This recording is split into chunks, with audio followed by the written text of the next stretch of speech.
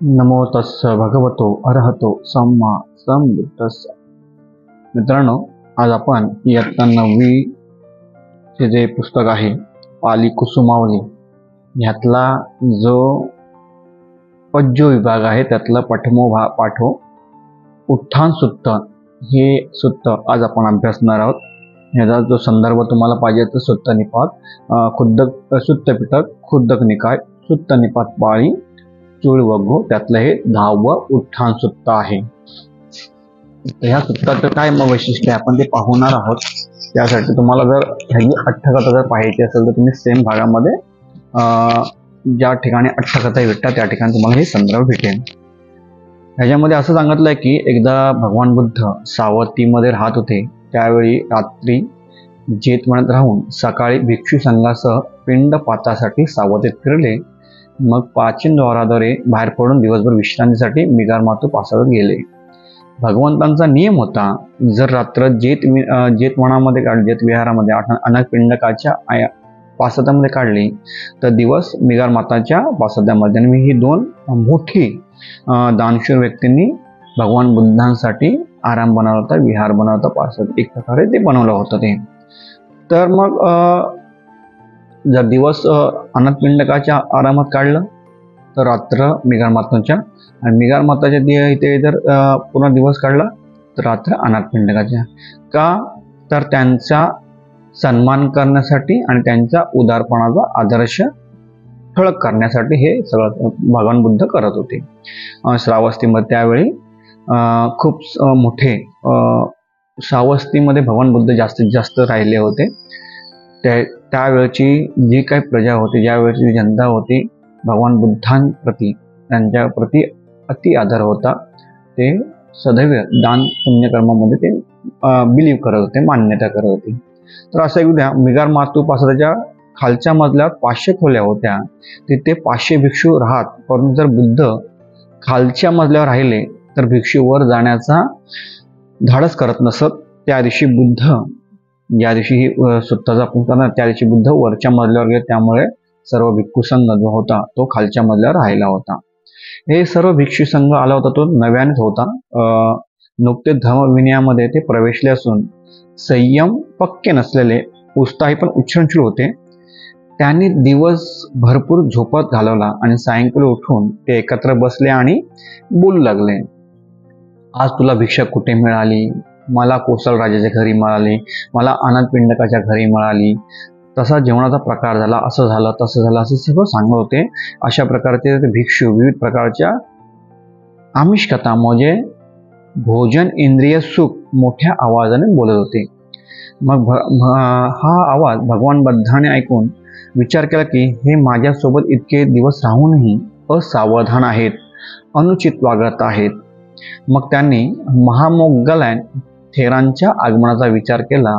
ताबडतोब महामोग्गलायन थेर आपल्या इद्दी शक्तीद्वारे तिथे आले आणि पादमुळाशी वंदना केली, म्हणजे त्यांना वंदन केलं भगवंतांना. भगवंत म्हणाले, मोग्गलायन हे सर्व तुझे सहधर्मचारी प्रमादाने भरलेले आहेत, त्यांना तू जरा हादरव. भगवान बुद्धांची स्टाईल म्हणजे त्यांनी सांगितलं महामोग्गलांना की तो त्याला जरा हादरव म्हणून. महामोग्गला म्हणले हो भगवान. असे म्हणून महामोग्गलांनी आपुकसीन समाधी प्राप्त करून महापासात आपल्या पायाच्या बोटाने मोठ्या वाऱ्याने हलवल्यासारखे कंपवले. हे पाहून भिक्षू घाबरले. आपली चिवरे सोडून चारही दरवाज्यातून बाहेर पळून गेले. काही जणांना ही अतिशुक्त वाटू शकते, काही जणांना अंधश्रद्धा वाटू शकते, काही जणांना काही वेगळं वाटू शकतं की असं कसं होऊ शकतं. पण जे समाधीमध्ये आहेत, जे ज्यांनी इद्धी प्राप्त केलेले आहे, आपल्याला माहिती आहे की महामोग्गलायन इद्दीमध्ये सर्वश्रेष्ठ होते. त्यांच्यासाठी हे शक्य आहे. आणि ज्यांना शक्य नाही त्यांच्याबद्दल पण म्हणजे ज्यांना असं वाटतं की असं कुठलं शक्य होत नाही त्यांच्याबद्दल आम्हाला काही बोलायचं नाहीये. आमची श्रद्धा आहे, माझी श्रद्धा आहे या गोष्टीवरती. तुमची नसेल तर मी तुम्हाला काही बोलत नाहीये. प्रत्येकाला आपापले पॉईंट्स ठेवण्याचे, आपले व्ह्यूज रखण्याचे अधिकार आहे. तो ज्या ज्या पद्धतीने ठेवेल त्यानुसार असेल. फक्त एवढंच माझं म्हणणं आहे की मिलिंद प्रश्न वाचा. मिलिंद प्रश्नामध्ये तुम्हाला या प्रश्नांची उत्तरं तुम्हाला भेटेल. स्वतः अभ्यास करा. जेव्हा तुम्हाला स्वतः अभ्यास करून ही प्रश्नाची उत्तर नाही भेटली त्यानंतर आपण चर्चा करू तयार आहोत. बरीच सूत्र त्रिपिटकामध्ये आहे त्या बाबतीमध्ये आणि सोबतच बरेच ठिकाणी याचा उल्लेख आहे. मी तर रिकमेंड करेल, बाबासाहेबांनी सांगितलं की मिलिंद प्रश्न वाचा, त्याच्यामध्ये तुम्हाला उत्तरं भेटतील. तर आपल्या मूळ मुद्द्यावरती हो की ते सगळे घाबरून पळून गेले भिक्षू. भगवान मात्र एका वेगळ्या दारातून गंधर्वांकडे प्रवेशले. भिक्षूंनी त्यांना पाहून वंदन केले. भगवंताने विचारले, भिक्षूंनो का घाबरलात? ते म्हणाले, भगवान हा मिगार मातूपासून हल्ला जाणता का कोणामुळे? नाही भगवान, हे महामोगलाने हलवले. तुमच्यासारख्या मुट्ट सत्ती म्हणजे स्मृती हरवलेल्यांना, असंपजानन ज्यांना सजगता नाही आणि पमाद विहारीनं असावधानाने जगणाऱ्यांना जागवण्यासाठी. भगवान बुद्ध सांगतात आहेत की तुम्ही आता मुठ्ठ सुट्टीमध्ये म्हणजे स्मृती हरवल्यासारखे वागतात. असंपजान आहे ज्यांना सजगता नाही आणि पमाद विहारी नाही म्हणजे असावधानाने जगणाऱ्यांना जागवण्यासाठी मला हे करावं लागलं. ह्याच्यामध्ये काय सांगितलं आहे? पहिला आपण सुत्त वाचूया. सुत्तामध्ये काय सांगितलं आहे की उद्योगाचे सुपरिणाम व निरुद्योगाचे दुष्परिणाम वर्णले असून उद्योगाच्या आश्रयाने दुःखाचा अंत कसा करावा याचे वर्णन यामध्ये प्राप्त होते. सामाजिक, सांस्कृतिक आणि नीतिमूल्य समजावून घेण्याच्या दृष्टीने उत्थान सुत्त हा पाठ अत्यंत महत्वाचा आहे. छोट्या गाथ्यात 4 गाथ्यात आपण पटकन करू. पहिलं गाथा आहे, उट्ट हत्त निसिदथ को अप्थो सुपितेनवो आतुरानही का निद्धा सल्लविद्दान रूपतंग. म्हणजे उट्टहस्त निसिदत्थ म्हणजे काय होतं? उठ आणि ध्यान धारणा कर. को अथो सुपितेनवो झोपण्यात काय अर्थ आहे? आतुरानही का निद्दा सल्लविद्दान रूपतंग म्हणजे बाणांच्या वेदनांनी त्रस्त असताना दुखावलेल्या झोप कशी येईल? पहिल्या सूत्राचा अर्थ आहे उठ आणि ध्यान धारणा कर म्हणजे उद्योगी हो. दुष्पर म्हणजे हे सगळं सांगितलेलं आहे की तुम्हाला हाऊ टू यू. इथे ध्यानाचे मिलिंद प्रश्न मी पुन्हा एक सांगतो. मिलिंद प्रश्नामध्ये तुम्हाला समाधीचे गुण सापडतात. मला वाटतं काय 25 गुण आहेत ते तुम्ही वाचले पाहिजेत. झोपण्यात काय अर्थ आहे? बाणांच्या वेदनांनी त्रस्त असताना दुखावलेला झोप कशी येईल? खूप छान पद्धतीने सांगितलेलं आहे. उट्टहत्त निसिदत्थ दळहंग सिखत संतिया माओपमत्ये वियाय मच्चुराजा अमोह इत्थ वसानुगे. म्हणजे काय सांगितलेलं आहे? पुन्हा उठ हत्त निसिदत्त सेम लाईन आहे. उठ आणि ध्यानधारणा कर. दळहंग सिखत संतिया माओपमत्ये वियाय मच्चुराजा अमोहित वसानुगे म्हणजे शांततेसाठी कठोर साधना कर. मृत्यूचा राजा तुला बेफिकीर सापडला आहे, त्याच्या प्रभावात फसू नकोस. मृत्यू मार एक प्रकारचा मार आहे. मारामध्ये आपण सर्व, तुम्ही काय मी काय, सर्व जण ह्या माराच्या चक्रव्यूहामध्ये अडकलेलो आहोत. आपण या माराच्या चक्रव्यूहामधून बाहेर निघण्यासाठी भगवान बुद्ध काय सांगतात आहेत? उठ आणि ध्यानधारणा कर म्हणजे तू प्रवाही हो, प्रमादमध्ये राहू नकोस. तू प्रमादामध्ये राहिल्यामुळे हा प्रॉब्लेम होतो आहे. तुझ्या शांततेसाठी कठोर साधना कर म्हणजे तू शांत. आपण काय करतो? फॉर एक्झाम्पल उदाहरण घेतल्यानंतर आपल्या डे टू डे लाईफमध्ये आपल्याला शांतता ही भेटतच नाही. आपल्याला वाटतं इथे जर गेलो तर मला इथे थोडी शांतता भेटेल, तिथे गेलो तिथे मला थोडी शांतता कर. पण जी आध्यात्मिक शांतता पाहिजे आहे ती आपल्याकडे कोणाकडेच नाही आहे. त्यासाठी भगवान बुद्ध म्हणतात तू उठ आणि ध्यान धारणा कर, शांतीसाठी कठोर साधना कर. मृत्यूचा राजा तुला बेफिकीर सापडला आहे, त्याच्या प्रभावात पडू नकोस. मारकथा आपल्या सगळ्यांना माहिती आहे. भगवान बुद्धांच्या धम्मामध्ये मारकथा आलेली आहे. तुम्हाला विनय पिटकाच्या महाखंडकामध्ये तुम्हाला ही पण मारकथा भेटेल. याय देवा मनुष्याच सीतातीन ठतीन अत्थिका तरथेतं विसतिकं खनोवामा उपज्जका खनातीता ही सोचंती निर्यम ही समपिता. म्हणजे गरजू देव आणि माणसे आसक्तीमुळे अडकलेले आहेत, ते सोडून दे. क्षण हातून जाऊ देऊ नकोस, कारण जर तू तुझा क्षण गमावलास तर नरकात टाकल्यावर दुःख होईल. खूप छान सांगितलेलं आहे. गरजू देव आणि माणसे आसक्तीमुळे अडकलेले आहेत याच्यामध्ये देव शब्द आलेला आहे. तर प्रत्येकाला असं वाटलं की देव कोणता आहे का, असं काही नाही आहे. इफ यू जर तुम्ही 31 प्लेन्स ऑफ एक्झिस्टन्स यांचा जेव्हा तुम्ही अभ्यास करता, 31 प्रकारच्या भूमी यांचा जेव्हा तुम्ही अभ्यास कराल तेव्हा तुम्हाला ही देव ही संकल्पना कळेल. तरी पण साध्या सोप्या भाषेमध्ये आपण जर म्हणा गेलं तर देव ही अशी म्हणजे अशी लोक की जे मनुष्य लोकांमध्ये म्हणजे आपल्यामध्येच काही जण सर्व गुण संपन्न असतात. काही जण उदाहरण घ्यायला गेलं तर समजा आपण कुठला म्हणतो आपण कुठल्या संकटात असो आणि कोणीतरी आपल्याला सहकार्य केलं, अशा वेळी तर आपण काय म्हणतो, देवासारखा धावून आलेला आहे. म्हणजे someone have a better qualities than others. म्हणजे आपल्यामध्ये असणाऱ्या क्वालिटीपेक्षा कोणाकडे जास्त क्वालिटी असतात. ते श्रद्धाशील असतात, संपन्न असतात, दान समाधीमध्ये ते सामील असतं, त्याच्यामध्ये ते उपयुक्त असतं, त्यांच्यामध्ये ते ठासून भरलेलं असतं. आणि अशा वेळी ते शांत असतात, श्रद्धाशील असतात. भगवान बुद्धांच्या बुद्ध धम्म संघावर ते त्यांचं श्रद्धा असते, शंका नसते कुठल्याही प्रकारची. अशी लोक तुम्हाला देव आपण ही संकल्पना मानतो. आणि भगवान आणि जर देव तुम्हाला समजायचं असेल तर शूद्रपूर्वी कोण होते, ह्या सगळ्याची पुस्तकं बाबासाहेबांनी लिहिले, क्रांती प्रतिक्रांती, याच्यामध्ये पण तुम्हाला देवाचा अर्थ सापडून जाईल.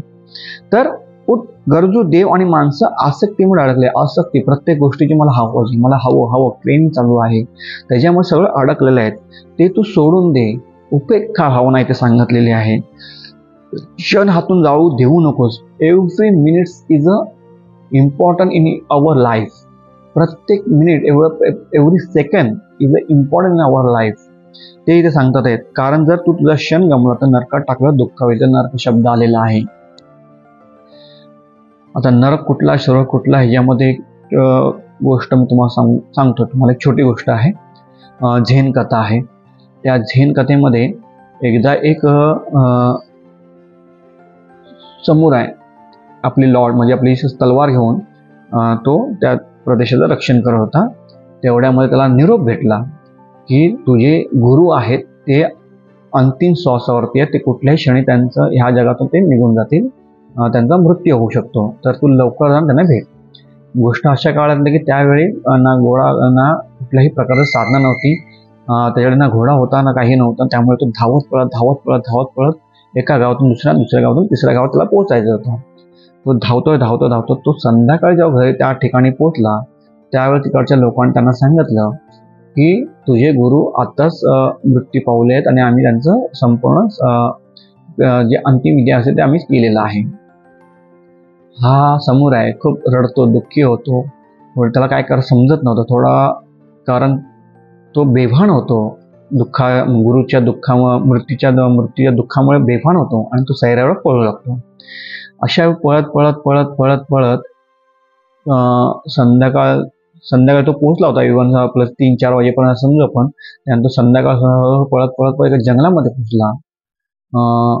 थोडंसं दुःख कमी झालं होतं, त्यामुळे तो दमला पण होता, शांत एका ठिकाणी बसला. अचानकपणे भावनावरती येतो आणि तो विचार करतो की आता मी कुठल्या तरी जंगलामध्ये पोहोचलोय, आता थोड्या वेळामध्ये इथे रात्र होईल. ह्या जंगलामध्ये हिंस्र प्राणी आहे, ते माझ्यावर अटॅक करू शकतात, त्यामुळे मला कुठेतरी सहारा घेणं गरजेचं आहे. म्हणून तो थोडा चालतो तर त्या दूरवर एक छोटासा मिणमिणती दिवा दिसतो. तो अंदाज लावतो जर मिणमिणता दिवा आहे म्हणजे ह्या ठिकाणी कोणतरी राहत असेल, आपण त्या ठिकाणी जाऊया आणि त्या जे कोण असेल त्यांना आजच्या रात्र इतर राहण्याची विनंती करू.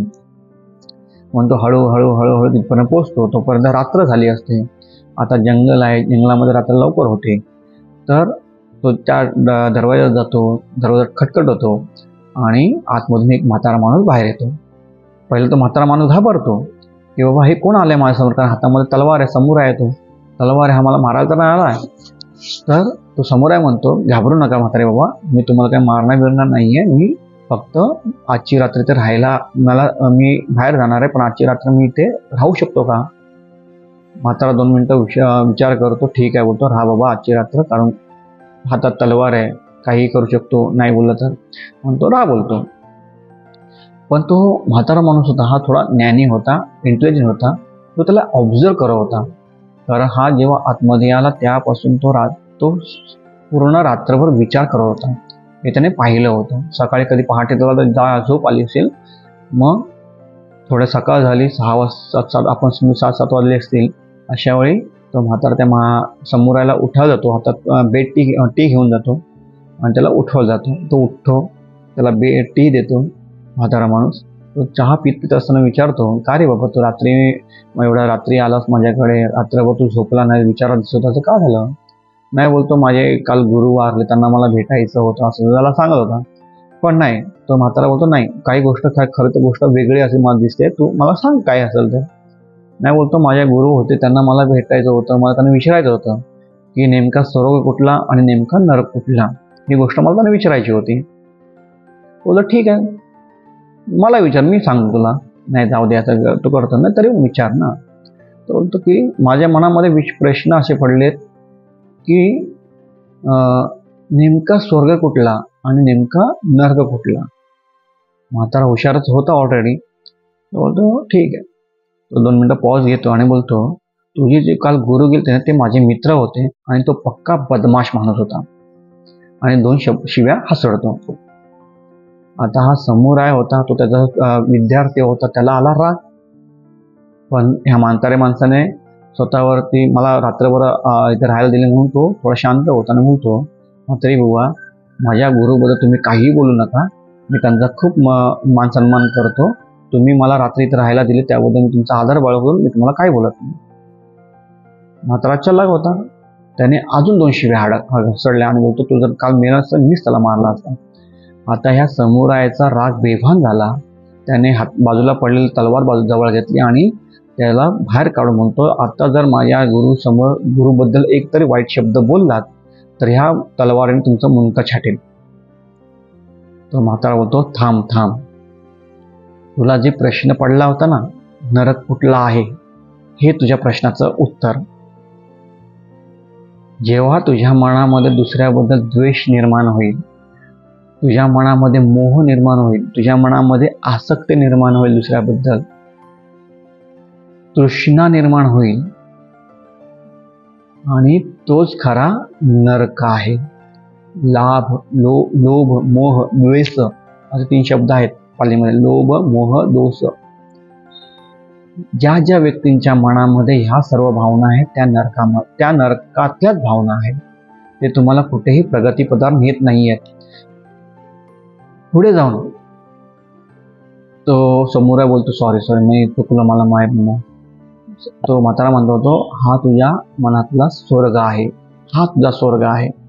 जेव्हा तुम्ही तुझ्या स्वतःबद्दल चुकी मान्य करता, दुसऱ्याबद्दल मेत्ता भावना तुम्ही ठेवता, दुसऱ्याबद्दल करुणा भावना ठेवता, ती तुमच्या मनातली जी भावना असते तो खरा स्वर्ग आहे.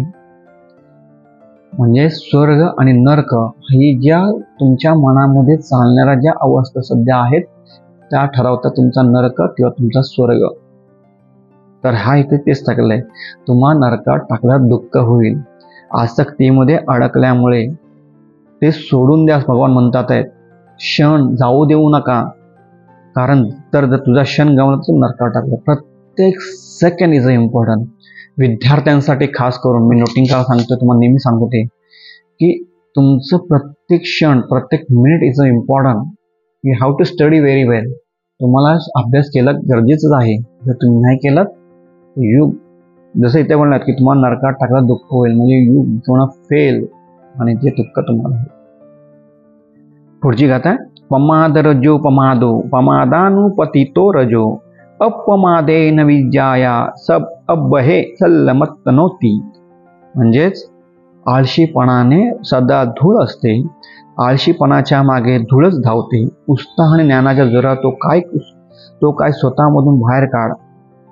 उत्साह आणि ज्ञानाच्या जोरावर तो काटा स्वतःमधून बाहेर काढ.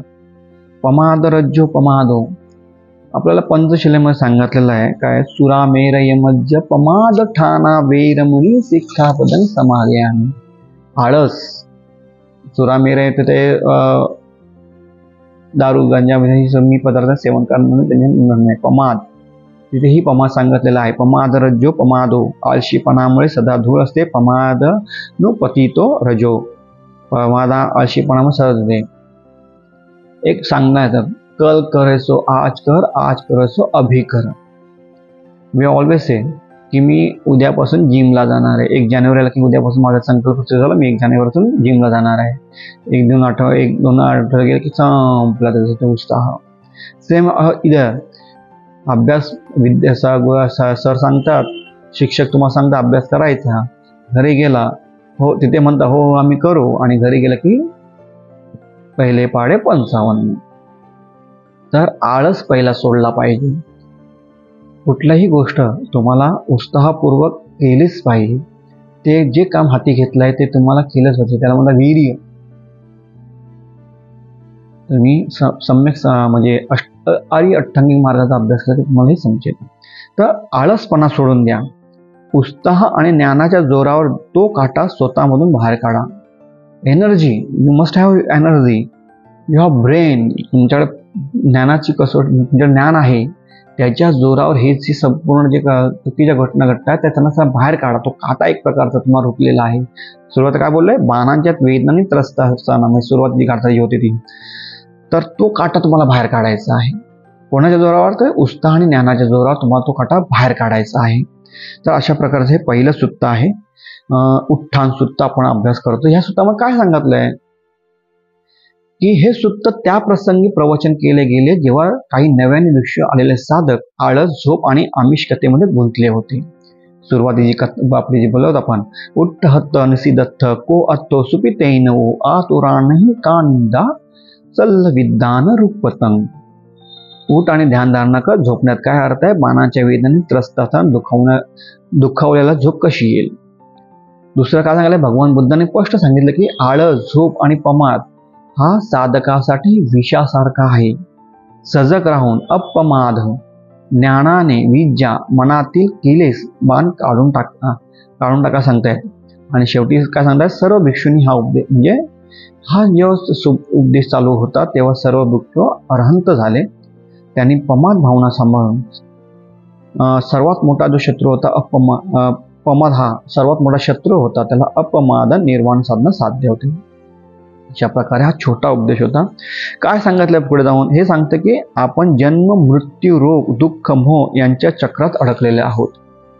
झोप म्हणजे केवळ शारीरिक झोप नव्हे तर आत्मिक अज्ञान, आळस, असावध जीवनशैली. ही झोप तोडून आत्मोद्धारासाठी जागे व्हा. मृत्यू सतत आपल्या मागे आहे, तो कोणत्या क्षणी येऊ शकतो, म्हणून क्षण गमावू नका.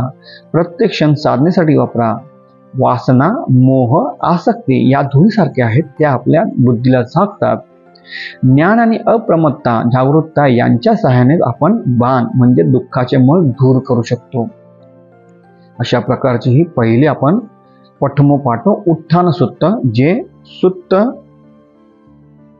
सुत्त निपात चूळवगोतला 10वं उत्थान सूत्र आज आपण अभ्यासलेलं आहोत. आय होप तुम्हाला आजचा ही जी उत्थान सूत्र आहे समजलं असेल असं मी आशा करतो. छोटं सूत्र आहे पण खूप महत्त्वपूर्ण सूत्र आहे. याच्यामध्ये तुम्हाला सांगितलं की आळस भावना तुम्हाला नष्ट केली पाहिजे आणि उत्साह आणि ज्ञानाच्या जोरावरती जो काय आपल्याकडचे जे काही प्रॉब्लेम्स आहेत, जे काही विद्यार्थी दशेमध्ये तुम्हाला जे काही प्रॉब्लेम येतात ते दूर करायचे आहेत. With the help of your parents, with the help of your teachers, तुम्ही हे सर्व करू शकता. You can. तुम्ही सर्व हे करू शकता. आणि मला आशा आहे की माझे प्रत्येक विद्यार्थ्यामध्ये हा गुण आहे. फक्त जो आळसाचा मळब आहे जो वरती, तो आपल्याला दूर करायचा आहे. फॉर एक्झाम्पल, जसं आता मगाशी आपण सुरुवात केली होती की भगवान बुद्ध वरच्या खोलीमध्ये झोपले होते आणि खाली 500 भिक्खू होते. ते खाली आरामात झोपून राहिले, दिवसभर झोपून राहिले आणि आमिषकतेमध्ये गुंतून राहिले की तुला हे भेटलं ते कर. म्हणजे मुसावादा वेरमणी सिक्खापदं समादियामि. खोटं बोलणार नाही, चहाडी चुगली करणार नाही, व्यर्थ बडबड करणार नाही किंवा कोणाला दुखवेल असं बोलणार नाही. त्यातलं व्यर्थ बडबड, ही व्यर्थ बडबड ते करत होते. बघा एका सूत्रामध्ये किती सांगितलेलं आहे. आपण पंचशीला रोज म्हणतो पण अर्थ कुठे कुठे घ्यायचा ते आपल्याला समजत नाही. तर अशा प्रकारचं व्यर्थ बडबड करण्यामध्ये आपण गुंतलेलो आहोत. हे भिक्खू संघ गुंतला होता. त्यांना कोणीतरी हादरवणारा पाहिजे, कोणीतरी समजावून सांगणारा पाहिजे. जे काम तुमचे शिक्षक नेहमी करत असतात, पालक करत असतात, पण आमचा विद्यार्थी वर्ग इवन विद्यार्थी वर्गात नाही, इवन आम्ही सगळेच, आपण सर्वच मुसावादा वेरमणी सिक्खापदं समादियामी, हे जे सुत्ता, हे जे गाथा आहे, पंचशील आहे, ह्याचं जेव्हा आम्ही पालन करू तेव्हा उत्साह आणि ज्ञानाच्या जोरावरती आम्ही आमच्यातला जो आळसपणाचा जो मळब आहे तो आम्ही दूर करून ज्या पद्धतीने हे भिक्खू संघ, जे की हे काय लिहिलं आहे की हे सर्व भिक्खू संघ हा उपदेश अंगीकारून अहर्थ प्राप्त केले. या सूत्रातून आपला धडा मिळतो की पमाद म्हणजे असावधानता, आळस हा सर्वात मोठा शत्रू आहे. अपमाद, सजगता, सतर्कता यांच्यामुळे निर्वाण साधना साध्य होते. म्हणजे you can be a successful with the help of this. अपमाद, सजगता, सतर्कता, मी नेहमी सांगतो सम्यक सती, सतत जागृत राहा. प्रत्येक क्षण महत्वाचा आहे, तेव्हा सांगितलेलं आहे प्रत्येक क्षण महत्वाचा आहे. तर आजच्या लेक्चर पुरतं मला वाटतं इथेच थांबवलं पाहिजे. आपण अधिक सुद्धा आपण अभ्यासणार आहोत. आपण सर्व इथे आला त्याबद्दल आपल्या सर्वांचे आभार. आजचं सुद्धा आपल्याला समजलं असं मी गृहीत धरतो. जर नाही समजलं तर मला पर्सनली तुम्ही कधीही विचारू शकता. त्यासाठी वर्गामध्ये विचारा, कुठेही विचारा. सोशल मीडियावरती मी आहे, त्याच्यावर मला तुम्ही विचारू शकता. आपल्या सर्वांच्या प्रती मंगलमैत्री व्यक्त करतो. आपल्या आणि तसे सांगितले आहे पमाद रजो पमादो पमादानुपतितो रजो अपमादेन विद्याया अभ्यही तल्लमत्तवनो, म्हणजे आळशीपणाने सदा धूळ असते, आळशीपणाच्या मागे धुळत असते. उत्साह आणि निर्णय जोरावर तो काटा स्वतःमधून बाहेर काढ. हे शेवटचं सूत्रांचं महत्त्व लक्षात घेऊन आपण सर्वांनी पमादमध्ये न राहता अपमाद राहण्याहून आपली प्रगती करायची आहे. एवढ्या आजचा भाग इथे थांबवतो. आपल्या सर्वांच्या प्रती मंगलमैत्री व्यक्त करतो. हा व्हिडिओ जर आवडला तर लाईक, शेअर आणि चॅनल सबस्क्राईब करायला विसरू नका. आपल्या सर्वांच्या प्रती पुन्हा एकदा मंगलमैत्री. नमो बुद्धाय.